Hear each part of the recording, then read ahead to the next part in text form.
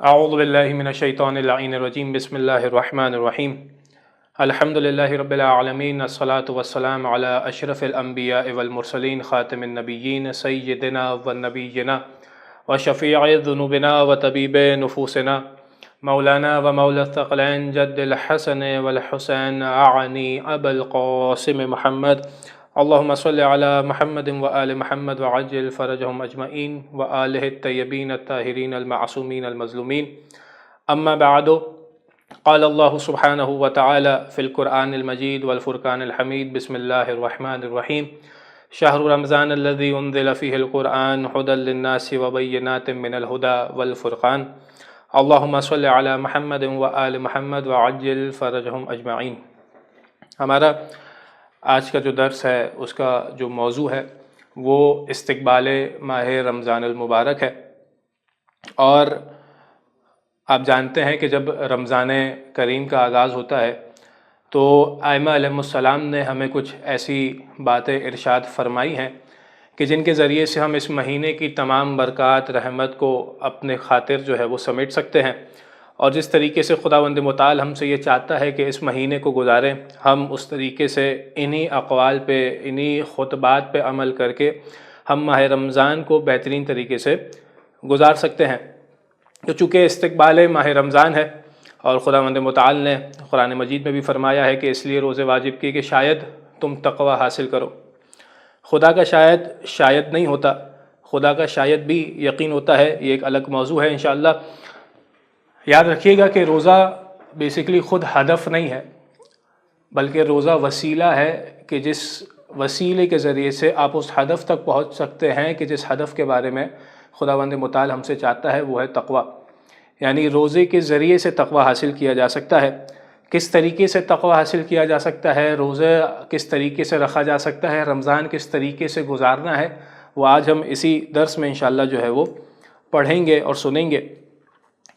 استقبال ماہ رمضان کو بیان کرنے کے لیے ایک بہترین خطبہ ہے جس کے بارے میں آپ نے سن رکھا ہوگا، خطبہ شعبانیہ، کہ جسے شیخ صدوق علیہ الرحمہ نے بیان فرمایا ہے، اور یہ امام رضا علیہ السلام سے نقل کیا گیا ہے۔ انہوں نے اپنے آباء طاہرین یہاں تک کہ جناب امیر علیہ السلام نے اور جناب امیر نے رسول خدا صلی اللہ علیہ وآلہ وسلم سے اس خطبے کو نقل کیا ہے اور اسے بیان فرمایا ہے، اور اسی کی تلاوت میں آپ کے سامنے کروں گا۔ طویل خطبہ ہے تو بہت زیادہ تفسیر نہیں کی جائے گی، بس کوشش کیا جائے گا کہ اگر ہو سکے تو انشاءاللہ اس خطبے کو مکمل کریں، اور تاکہ اندازہ ہو جائے کہ کس طریقے سے ہمیں رمضان مبارک کو گزارنا چاہیے اور رمضان کی اپنی اہمیت کیا ہے۔ تو انشاءاللہ میں آپ کے سامنے اس خطبے کی تلاوت کرتا ہوں۔ بسم اللہ الرحمن الرحیم، اللہم صلی علی محمد وآل محمد وعجل فرجہم اجمعین۔ رسول خدا فرماتے ہیں، ایھا الناس انہ قد اقبل الیکم شہر اللہ بالبرکۃ والرحمۃ والمغفرہ۔ فرماتے ہیں اے لوگو، خدا کا مہینہ نزدیک آ رہا ہے۔ کس طریقے سے نزدیک آ رہا ہے؟ کہ بالبرکۃ والرحمۃ والمغفرہ، کہ اپنے ساتھ برکت کو بھی لا رہا ہے، رحمت کو بھی لا رہا ہے، اور مغفرت کو بھی لا رہا ہے۔ آپ جانتے ہیں کہ رحمت معنی واضح ہے، مغفرت معنی واضح ہے۔ برکت کیا ہوتی ہے؟ کسی چیز میں اضافہ ہونا کہ وہ ختم نہ ہو، یعنی اللہ تعالیٰ نے اس ماہ میں اتنے اعمال دیے ہیں کہ اگر ان پہ عمل کیا جائے تو نیکیوں میں اضافہ ہی اضافہ ہوتا چلے جائے گا۔ پھر رسول خدا فرماتے ہیں، شہر هو عند اللہ افضل الشہور، یہ وہ مہینہ ہے کہ جو تمام مہینوں سے زیادہ افضل قرار دیا گیا۔ وَأَيَّامُهُ أَفْضَلُ الْأَيَّامِ، اور یہ وہ دن ہیں کہ جنہیں تمام دنوں سے افضل قرار دیا گیا۔ وَلَيَالِهِ أَفْضَلُ اللَّيَالِي، اور یہ وہ راتیں ہیں کہ جنہیں تمام راتوں سے بہتر قرار دیا گیا۔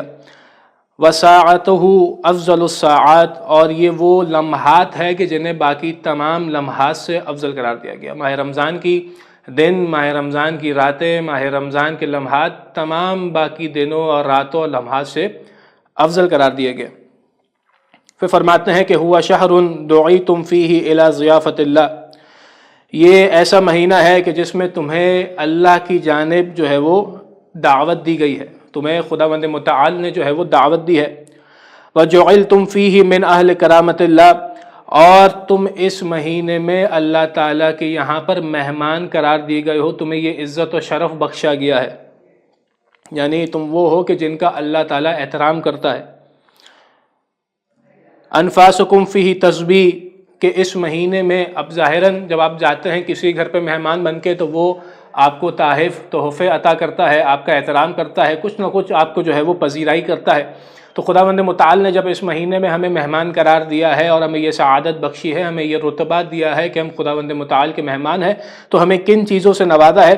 فرماتے ہیں رسول خدا صلی اللہ علیہ وآلہ وسلم، انفاسکم فیہ تسبیح، کہ تمہارا سانس لینا تسبیح کا ثواب رکھتا ہے، ونومکم فیہ عبادہ، اور تمہارا سونا عبادت کا ثواب رکھتا ہے، وعملکم فیہ مقبول، اور تمہارے تمام کے تمام کام اس مہینے میں قبول کر دیے گئے۔ دیکھیں ویسے اگر ہم عام دنوں میں کاموں کو انجام دیتے ہیں تو کوئی گارنٹی نہیں ہے کہ ہمارا عمل جو ہے وہ قبول ہوا یا نہیں ہوا، لیکن اس مہینے میں رسول خدا فرماتے ہیں کہ وعملکم فیہ مقبول، کہ تمہارے جو ہے وہ اعمال کو قبول کر دیا گیا ہے، ودعاؤکم فیہ مستجاب، اور تمہاری دعاؤں کو قبول کیا جائے گا، اس کو مستجاب کیا جائے گا۔ فَأَسْأَلُ اللَّهَ رَبَّكُمْ بِالنِّيَّاتِ الصَّادِقَةِ وَقُلُوبِ الطَّاهِرَةِ، لہٰذا تم سب کو چاہیے کہ اپنے پروردگار سے سچی نیتوں کے ساتھ اور پاک دلوں کے ساتھ سوال کرو، سچی نیتوں کے ساتھ اور صاف ستھرے دلوں کے ساتھ اپنے پروردگار سے مانگو۔ اَن يُوَفِّقَكُمْ لِلصِّيَامِهِ وَتِلَاوَةِ كِتَابِهِ، کہ وہ تمہیں توفیق دے کہ تم اس مہینے کے اندر روزے رکھو اور قرآن مجید کی تلاوت کرو۔ یعنی پاک دلوں کے ساتھ، صاف نیتوں کے ساتھ کس بات کی توفیق دے؟ کیا دعا کرو؟ کہ تمہیں وہ روزے رکھنے کی اور قرآن مجید کی جو ہے وہ تلاوت کرنے کا شرف بخشے، تم اس بات کی دعا کرو۔ پھر رسول خدا فرماتے ہیں کہ فَإِنَّ الشَّقِيَّ مَنْ حُرِمَ غُفْرَانَ اللَّهِ، کہ رسول خدا فرماتے ہیں فی ھذا الشہر العظیم، رسول خدا فرماتے ہیں کہ بدبخت ہے وہ شخص کہ جو اس بابرکت مہینے میں اللہ تعالیٰ کے غفران الہی سے جو ہے وہ محروم ہو جائے، اللہ تعالیٰ کی مغفرت سے جو ہے وہ اس مہینے محروم ہو جائے۔ وَاذْكُرُوا بِجُوعِكُمْ وَعَطْشِكُمْ فِيهِ، فرماتے ہیں کہ یاد کرو اپنی بھوک کو اور اپنی پیاس کو اس مہینے میں۔ کس وجہ سے؟ کیونکہ آپ روزے رکھتے ہیں تو پیاس کا اور بھوک کا آپ ایک اثر ہوتا ہے، بھوک بھی لگتی ہے، پیاس بھی لگتی ہے، اسے یاد کرو۔ کیوں یاد کرو؟ جوع یوم القیامہ، قیامت کے دن کی بھوک، وعطشہ، اور اس کی پیاس کی وجہ سے، کہ جو تمہیں روزے رکھنے دیے ہیں، تمہیں جو بھوک لگتی ہے، پیاس لگتی ہے، تو یاد کرو کہ اگر یہاں پر اتنی بھوک اور پیاس کہ جو مغرب کے بعد ختم ہو جانی ہے، تو قیامت کے میدان میں جو ہے وہ کس قدر جو ہے وہ بھوک اور پیاس ہوگی۔ قرآن مجید کے اندر آیت ہے، مفہوم بیان کر رہا ہوں، کہ جو ہے وہ قیامت کے میدان میں یہ بیان کیا گیا ہے کہ اس دن کی جو ہے وہ ٹھنڈا پینے کے لیے کچھ جو ہے وہ موجود نہیں ہوگا۔ یہ وہ دن ہوگا کہ پیاس کی شدت ہوگی اور ٹھنڈا پینے کو کچھ موجود نہیں ہوگا۔ تو اس طریقے سے جو ہے وہ قیامت کی بھوک اور پیاس کو یاد کرنے کا کہا گیا۔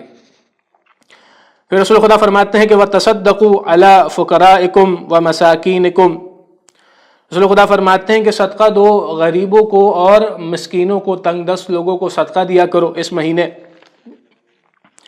وَوَقِّرُوا كِبَارَكُمْ وَارْحَمُوا صِغَارَكُمْ وَصِلُوا أَرْحَامَكُمْ، فرماتے ہیں کہ اپنے بزرگوں کا احترام کرو اور چھوٹوں پر جو ہے وہ رحم کرو، شفقت کرو اور صلہ رحمی برقرار رکھو۔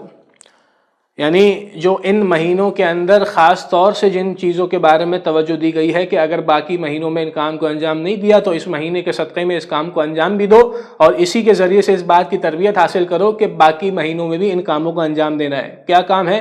اپنے بزرگوں کا احترام کرو۔ اگر کسی مہینے کسی بزرگ کے ساتھ تم نے بدتمیزی کی ہے تو یہ وہ مہینہ ہے کہ تمہیں اس چیز کا ازالہ کرنا ہے، اور چھوٹوں پر رحم کرو، جو تم سے چھوٹے افراد ہیں، جو بچے ہیں، ان پر جو ہے وہ شفقت کے ساتھ اور رحمت کے ساتھ جو ہے وہ پیش آؤ۔ وَصِلُوا أَرْحَامَكُمْ، اور اپنے رشتہ داروں کے ساتھ جو ہے وہ صلہ رحمی کرو۔ آپ جانتے ہیں کہ صلہ رحمی کے فوائد میں سے ایک فائدہ یہ ہے کہ اس سے عمر میں اضافہ ہوتا ہے، اور قطع رحمی کا نقصان یہ ہے کہ اس سے عمر کم ہوتی ہے، اور اس پہ بہت ساری احادیث آپ کو مل جائیں گی۔ کیا جب تم یہ کرو اس کے بعد اور کیا عمل انجام دینا ہے؟ وَاحْفَظُوا أَلْسِنَتَكُمْ، اور جو ہے وہ اپنی زبانوں کی حفاظت کرو، کہ کوئی ایسا جملہ تمہاری زبان سے نہ نکلے کہ جس کے ذریعے سے کسی کو اذیت ہو۔ پھر فرماتے رسول خدا کہ وَغُضُّوا عَمَّا لَا يَحِلُّ النَّظْرُ إِلَيْهِ أَبْصَارَكُمْ، کہ فقط جو ہے وہ روزے کا مطلب یہ نہیں ہے کہ تم بھوک اور پیاس کی جو ہے وہ شدت کو اپنے اوپر جو ہے وہ حاوی نہ آنے دو اور اس پہ قابو رکھو، کہ فقط یہ مقصد نہیں ہے، کہ اس کے آگے کا ایک لیول یہ ہے کہ تم جو ہے وہ اپنی نظروں کو پاک و پاکیزہ رکھو، اپنی نظروں کو حرام کام سے جو ہے وہ دور رکھو۔ وَعَمَّا لَا يَحِلُّ الْإِسْتِمَاعُ إِلَيْهِ أَسْمَاعُكُمْ، اور کہہ رہے ہیں کہ اپنے کانوں کو ان آوازوں سے بچاؤ کہ جن آوازوں کو سننا جو ہے وہ حرام ہے، یعنی اپنی آنکھوں کو پہلے ان مناظر سے بچاؤ کہ جن کا دیکھنا حرام ہے، اور پھر اپنے کانوں کو ان آوازوں سے بچاؤ کہ جن کا سننا تم پر حرام قرار دیا گیا ہے۔ وَتَحَنَّنُوا عَلَىٰ أَيْتَامِ النَّاسِ يُتَحَنَّنْ عَلَىٰ أَيْتَامِكُمْ، کہا کہ اس مہینے کے اندر یتیموں کا خیال کرو، یتیموں کے ساتھ شفقت کرو، کس طریقے سے کہ جس طرح تم چاہتے ہو کہ تمہارے یتیموں کا خیال کیا جائے۔ رسول خدا کہتے ہیں کہ جو تم یتیموں کا خیال کرو گے، ان کے ساتھ شفقت کرو گے، ان کے ساتھ رحمت کرو گے، کہ کس طریقے سے ان کے ساتھ شفقت کرو کہ جو تم اپنے یتیموں کے ساتھ چاہتے ہو، کہ اس طریقے سے۔ وَتُوبُوا إِلَى اللَّهِ مِن ذُنُوبِكُمْ، اور اپنے گناہوں کی خداوند متعال کی بارگاہ میں جو ہے وہ توبہ کرو۔ وَارْفَعُوا إِلَيْهِ أَيْدِيَكُمْ بِالدُّعَاءِ فِي أَوْقَاتِ صَلَاتِكُمْ، اور رسول خدا فرماتے ہیں کہ اپنے ہاتھوں کو بلند کرو دعا کے لیے، کن اوقات میں؟ کہ نماز کے اوقات میں، نماز کے وقت میں اپنے ہاتھوں کو دعا کے لیے بلند کرو۔ فَإِنَّهَا أَفْضَلُ السَّاعَةِ، وجہ کیا ہے کہ یہ وہ وقت ہے کہ جو تمام اوقات میں سے سب سے بہترین اور افضل اوقات ہے۔ کون سا اوقات؟ نماز کا وقت۔ يَنظُرُ اللَّهُ عَزَّ وَجَلَّ فِيهَا بِالرَّحْمَةِ عَلَىٰ عِبَادِهِ، کیونکہ خداوند متعال اس وقت جو ہے وہ اپنے بندوں کی جانب رحمت کی نگاہ سے جو ہے وہ دیکھ رہا ہوتا ہے۔ تو نماز کے اوقات جو ہے وہ لازمی دعا کے ساتھ جو ہے وہ انجام دو۔ پھر رسول خدا فرماتے ہیں يُجِيبُهُمْ إِذَا نَاجَوْهُ وَيُلَبِّيهِمْ إِذَا نَادَوْهُ، رسول خدا فرماتے ہیں کہ جب تم خداوند متعال سے دعا کرتے ہو، مناجات کرتے ہو، تو خداوند متعال تمہیں جواب دیتا ہے۔ جب تم اسے پکارتے ہو تو خداوند متعال تمہیں جو ہے وہ لبیک کہتا ہے۔ وَيُعْطِيهِمْ إِذَا سَأَلُوهُ وَيَسْتَجِيبُ لَهُمْ إِذَا دَعَوْهُ، رسول خدا فرماتے ہیں کہ جو چیز تم اس سے مانگتے ہو وہ تمہیں عطا کرتا ہے، اور جو چیز جو ہے تم اس سے دعا کرتے ہو وہ تمہاری دعا کو قبول کرتا ہے، اجابت کرتا ہے۔ أَيُّهَا النَّاسُ إِنَّ أَنفُسَكُمْ مَرْهُونَةٌ بِأَعْمَالِكُمْ، اے لوگو بے شک تمہارے نفس اعمال کے دباؤ میں، تمہارے نفس جو ہے وہ اعمال کے بوجھ کے نیچے جو ہے وہ دبے ہوئے ہیں۔ فَفُكُّوهَا بِاسْتِغْفَارِكُمْ، کا اپنے ان برے اعمال کے بوجھ سے اپنے آپ کو ہلکا کرو۔ کس طریقے سے ہلکا کرو؟ کا اس طریقے سے کہ تم استغفار کرو، کا استغفار کے ذریعے سے اپنے آپ کو اس بوجھ سے جو ہے وہ آزاد کرو۔ فَفُكُّوهَا بِاسْتِغْفَارِكُمْ وَظُهُورِكُمْ وَظُهُورِكُمْ ثَقِيلَةٌ مِنْ أَوْذَارِكُمْ، کہہ رہے ہیں کہ رہائی دلاؤ اپنے استغفار سے اور طلب بخشش کے ذریعے سے، اپنے آپ کو جو ہے وہ ان گناہوں کے چنگل سے رہائی دلاؤ، اور تمہاری پشت گناہوں کے بار کی وجہ سے سنگین ہے، یعنی تمہاری جو ہے وہ کمریں جھکی ہوئی ہیں گناہوں کے بوجھ کی وجہ سے، کہ اس کے لیے کیا کرو؟ کہ اس کے لیے جو ہے وہ فَخَفِّفُوا عَنْهَا بِطُولِ سُجُودِكُمْ، کہ اپنی جو تمہاری پشتیں گناہوں کے بوجھ کی وجہ سے جھکی ہوئی ہے، کہ اس بوجھ کو ہلکا کرو طویل سجدوں کے ذریعے سے، کہ جب تم طویل سجدے کرو گے تو خداوند متعال اس مہینے کے اندر تمہارے اس بوجھ کو جو تمہاری کمروں پر ہے، کس چیز کا بوجھ؟ گناہوں کا بوجھ، اسے ہلکا کر دے گا۔ وَاعْلَمُوا أَنَّ اللَّهَ أَقْسَمَ بِعِزَّتِهِ، کہ جان لو اللہ تعالیٰ اپنی عزت و جلالت کی قسم خداوند متعال نے کھائی ہے۔ کس بات کے لیے؟ اللہ يعذب المصلین والساجدین، کہ اللہ تعالیٰ نمازیوں پر اور سجدہ گزاروں پر عذاب نہیں کرے گا۔ وَأَلَّا يُرَوِّعَهُمْ بِالنَّارِ، اور انہیں آتش جہنم سے نہ ڈرائے گا۔ یوم یقوم الناس لرب العالمین، کہ جس دن سب کھڑے ہوں گے اللہ تعالیٰ کی بارگاہ میں، وہ کون سا دن ہے؟ کہ قیامت کے میدان میں، کہ قیامت کے میدان میں خداوند متعال نماز گزاروں پر، سجدہ گزاروں پر عذاب نہیں کرے گا، انہیں جو ہے وہ جہنم کی آنکھ سے نہیں ڈرائے گا قیامت کے میدان میں۔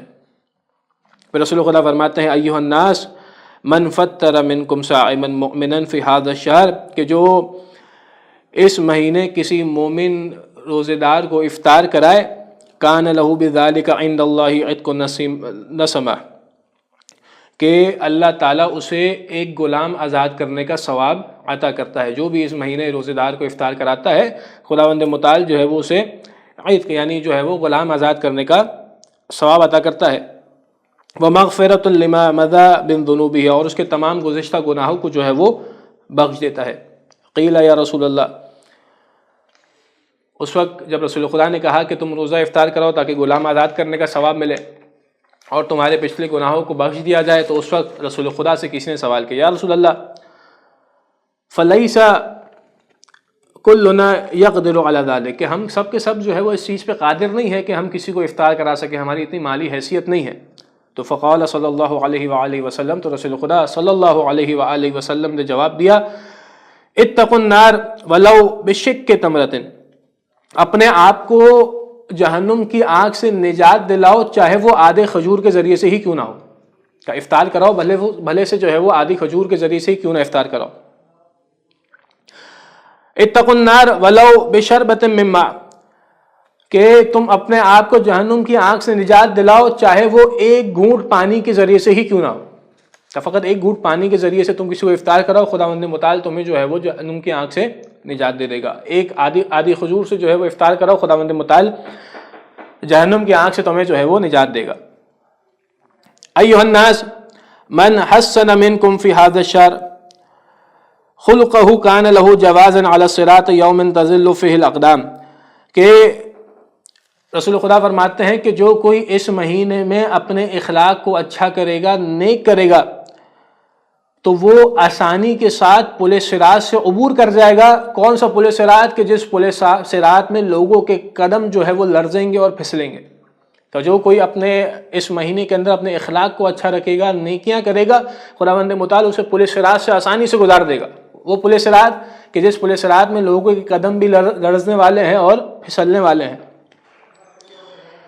ومن خفف فی ھذا الشہر عما ملکت یمینہ خفف اللہ علیہ حسابہ، اور جو کوئی اس مہینے میں اپنے ماتحت افراد کی، یعنی وہ افراد جو ان کے انڈر آتے ہیں، یعنی آپ کے گھر پہ کوئی کام کرنے والا ہے، آپ کے آفس میں کوئی کام کرنے والے ہیں، اگر ان پہ کچھ نرمی کرے گا، ان کے کام میں کچھ کمی کرے گا کسی بھی لحاظ سے، لازمی نہیں ہے کہ اگر بہت زیادہ کام نہیں دیا گیا ہو تو کام میں کمی کرنے سے مراد کمی نہیں ہے، یعنی اسے کسی بھی طرح سے مدد کرے گا، اس کے کسی بھی طرح سے اس کے لیے آسانی پیدا کرے گا، تو خفف اللہ علیہ حسابہ کی خداوند متعال کہتا ہے کہ اگر تم اس مہینے میں اپنے ماتحت کسی بندے کے لیے آسانی کرو گے، کام میں کمی کرو گے، تو خداوند متعال قیامت کے روز تمہارے حساب میں جو ہے وہ آسانی پیدا کرے گا، حساب میں تمہاری جو ہے وہ نرمی کرے گا، کیونکہ تم نے اپنے ماتحت کے ساتھ نرمی کے ساتھ پیش آئے۔ پھر رسول خدا فرماتے ہیں ومن کف فیہ شرہ کف اللہ عنہ غضبہ یوم یلقاہ، اگر کوئی اس مہینے میں دوسروں کو اپنی اذیت سے بچائے گا تو قیامت کے دن وہ خداوند متعال کے غیظ و غضب سے جو ہے وہ محفوظ رہے گا۔ ومن اکرم فیہ یتیما اکرمہ اللہ یوم یلقاہ، اگر کوئی اس مہینے میں کسی یتیم پر احسان کرے گا تو خداوند متعال قیامت کے میدان میں اس پر احسان کرے گا۔ ومن وصل فیہ رحمہ وصلہ اللہ برحمت یوم یلقاہ، اگر کوئی اس مہینے میں اپنے رشتہ داروں کے ساتھ صلہ رحمی کرے گا تو قیامت کے میدان میں اللہ تعالیٰ اسے رحمت سے اپنی متصل کر دے گا۔ اگر اس مہینے صلہ رحمی کی جائے رشتہ داروں کے ساتھ کہ جن کے ساتھ آپ قطع تعلق ہی کر چکے ہیں، خداوند متعال قیامت کے میدان میں آپ کے ساتھ جو ہے وہ رحمت متصل، ہمارے ساتھ رحمت متصل کرے گا۔ ومن قطع فیرا، جیسا کہہ رہے ہیں کہ آپ نے جو صلہ رحمی کی کہ اس کا بدلہ آپ کو یہ ملا کہ آپ کے ساتھ رحمت متصل ہو گئی، رسول خدا فرماتے ہیں کہ ومن قطع فیہ رحمہ قطع اللہ عنہ رحمتہ یوم یلقاہ، کہ اگر تم صلہ رحمی کرو گے خدا رحمت متصل کرے گا، اگر تم قطع رحمی کرو گے قیامت کے میدان میں خدا تم سے رحمت کو قطع کر دے گا، ہٹا دے گا۔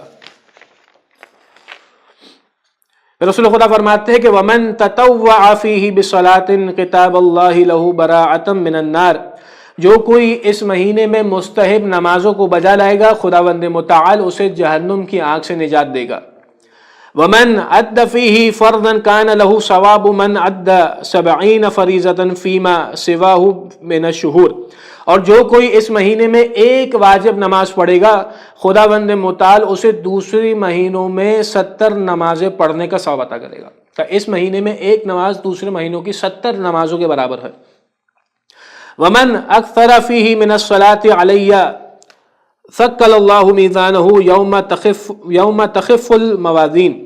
اور جو کوئی اس مہینے میں مجھ پر زیادہ سے زیادہ درود بھیجے گا، کس پر؟ محمد و آل محمد علیہ السلام پہ. جو کوئی اس مہینے سے زیادہ تلاوت کرے گا اللہم صلی علی محمد و آل محمد، تو کیا ہوگا؟ قیامت کے دن، جس دن لوگوں کے پلڑے جو ہے وہ ہلکے ہوں گے، میزان جو ہے وہ ہلکے ہوں گے، نیک اعمال میں جو ہے وہ نیکیاں موجود نہیں ہوگی، خداوند متعال اس دن اس پلڑے کو جو ہے وہ بھاری کر دے گا، اسے سنگین کر دے گا، اس میں نیک اعمال کو بھر دے گا. کس وجہ سے؟ کیونکہ اس مہینے میں رسول خدا اور ان کی آل پر جو ہے وہ درود بھیجا گیا ہے.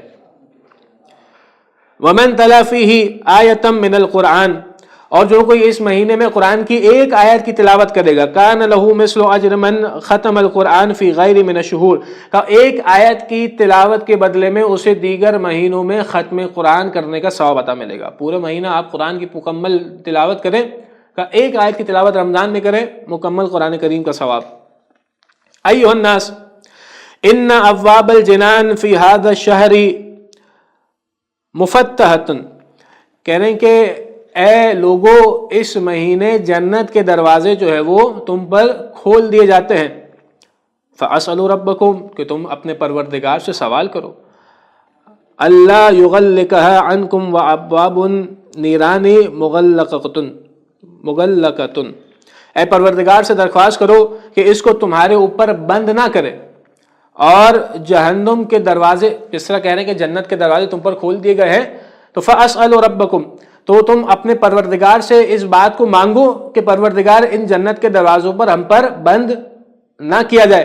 پھر کہتے ہیں کہ وابواب النیران، تم پر جو ہے وہ جہنم کے دروازے بند کر دیے گئے ہیں.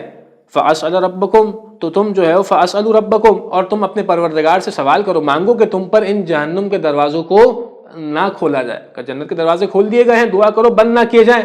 کہ جہنم کے دروازے بند کر دیے گئے ہیں، دعا کرو تم پر نہ کھولے جائیں. والشیاطین مغلولۃ فاسألوا ربکم اللہ یسلطھا علیکم. اور جو ہے وہ شیاطین کو اس مہینے باندھ دیا گیا ہے، تو تم اپنے پروردگار سے دعا کرو کہ دوبارہ تم پر ان شیاطین کو مسلط نہ کیا جائے، تم سے دور رکھا جائے. قال امیر المؤمنین علیہ السلام فقلت یا رسول اللہ. تو رسول خدا جناب امیر علیہ الصلوۃ والسلام فرماتے ہیں کہ میں اس مقام سے، اپنے مقام سے کھڑا ہوا اور عرض کیا، یا رسول اللہ، اے رسول خدا صلی اللہ علیہ وآلہ وسلم، ما افضل الاعمال فی ھذا الشہر، اس مہینے میں سب سے افضل عمل کون سا ہے؟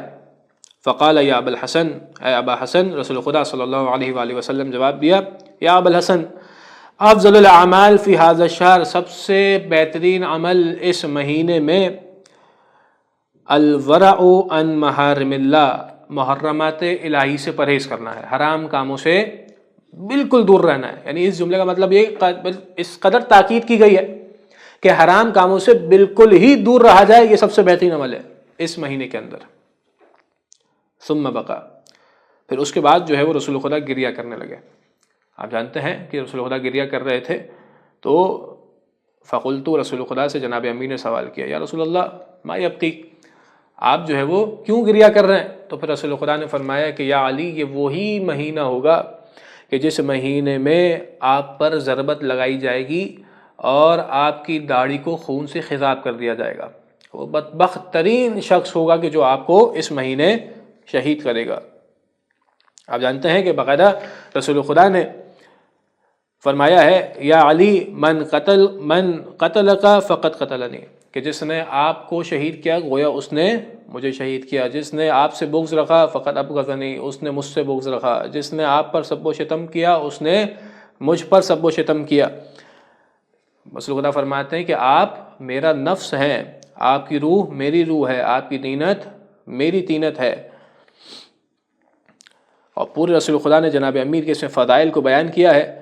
اور یہاں تک فرمایا ہے کہ یا علی آپ جو ہے وہ میرے امت کے خلیفہ ہے، آپ جو ہے وہ میری زندگی میں اور بعد الموت بھی تمام جو ہے وہ حکم کرنے کے جو ہے وہ اختیار رکھتے ہیں، اور آپ ہی میرے بعد میرے نائب اور میرے جو ہے وہ بعد آنے والے جانشین ہوں گے۔ تو یہ مکمل خطبہ رسول خدا نے بیان کیا کہ جس خطبے کے اندر رسول خدا نے رمضان کی فضیلت کو شروع میں بیان کیا، اعمال کو بیان کیا، کن چیزوں سے پرہیز کرنا ہے، کن چیزوں پر عمل کرنا ہے، اس کو بیان کیا، اور اس کے بعد سب سے بہترین عمل جو رسول خدا نے بیان کیا وہ یہ ہے جو جناب امیر نے سوال کیا۔ رسول خدا نے فرمایا کہ سب سے بہترین عمل یہ ہے کہ محرمات سے پرہیز کیا جائے، حرام کاموں سے پرہیز کیا جائے، اور پھر رسول خدا نے جناب امیر کی شہادت کی اس مہینے میں خبر دی اور فرمایا بدبخت ہے وہ شخص کہ جو آپ کو اس مہینے جو ہے وہ شہید کرے گا اور آپ کی داڑھی کو خون سے جو ہے وہ خطاب کرے گا۔ تو بس انہی معروضات کے ساتھ اپنی گفتگو کو تمام کرتے ہیں۔ وصلی اللہ علی محمد و آلہ الطیبین الطاہرین۔